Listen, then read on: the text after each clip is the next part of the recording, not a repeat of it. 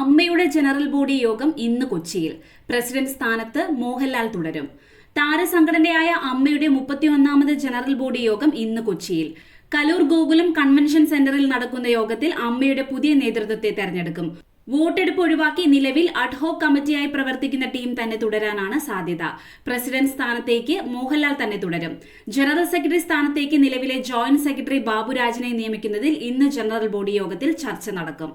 General secretary സ്ഥാനത്തേക്ക് പുതിയ ആൾ വരുന്നത് സംബന്ധിച്ച് തീരുമാനമായിട്ടില്ല എന്നാണ് റിപ്പോർട്ട്.